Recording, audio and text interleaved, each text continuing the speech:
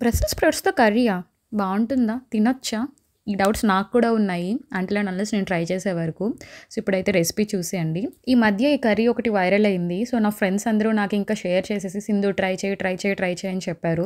So, ఇంకెందుకు ఆలస్యం try చేసేద్దామని ట్రై చేసేసాను. మనమైతే స్టఫింగ్ ప్రిపేర్ చేసేసుకుందాం. సో, ఈ స్టఫింగ్‌కి మనం ఏదైనా యాడ్ చేసేసుకోవచ్చు. మీరు peanuts powder, sesame seeds powder ఉన్నా యాడ్ చేసుకోండి. బట్ నాకు అవి అవైలబుల్‌గా లేవు. సో, నేను రెగ్యులర్‌గా వేసేవే వేశాను. ఇవన్నీ డిస్క్రిప్షన్‌లో మెన్షన్ చేస్తాను. జింజర్ గార్లిక్ పేస్ట్ మాత్రం ముఖ్యం. అదే ఫ్లేవర్ ఎన్హాన్స్ చేస్తది. సో, మనం గుత్తి వంకాయకి ఎలా అయితే స్లిట్ చేసుకొని పెట్టుకుంటామో, అలాగే ఈ స్టఫింగ్ నేను బ్రసెల్స్ స్ప్రౌట్స్‌ని కట్ చేసి పెట్టుకున్నాను. బుజ్జి బుజ్జి క్యాబేజెస్‌లా ఉన్నాయి కదా! టేస్ట్ కూడా ఇంచుమించు అలానే ఉంది. సో, ఇప్పుడైతే నేను ఆయిల్ వేసేసుకొని ఆవాలు, జీలకర్ర, చిల్లీస్, ఆనియన్స్ అన్నీ వేసి బాగా వేపాననమాట. ఇది వేపండి కొంచెం.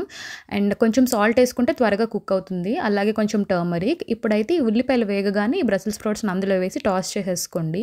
సో, ఇవైతే బాగా సాఫ్ట్‌గా కుక్ అవ్వాలి. సో, ఒక 5 మినిట్స్, 10 మినిట్స్ అయ్యాక టమాటో యాడ్ చేసుకోండి. తర్వాత అయితే అది వాటర్ వస్తుంది బాగా. ఆ వాటర్ ఇంకిపోయే వరకు ఆగి, తర్వాత మీరు 1 గ్లాస్ వాటర్ ఏసుకొని, ఆ తర్వాత కొంచెం గరం మసాలా వేసుకొని మిక్స్ చేసేసుకోండి. టెస్ట్ చేయండి ఒకసారి తీసి ఉడికిందా లేదా అనేది. నాదైతే మంచిగా సాఫ్ట్‌గా ఉడికిపోయింది. ఇప్పుడు టెస్ట్ అనమాట. నేను భయపడుతూనే టేస్ట్ చేయడానికి రెడీ అయ్యాను. బట్ తినగానే నాకు చాలా అంటే చాలా బాగా నచ్చేసింది. మీరు కూడా తప్పకుండా ట్రై చేసి మీకెలా అనిపించిందో కామెంట్ చేయండి. Bye bye.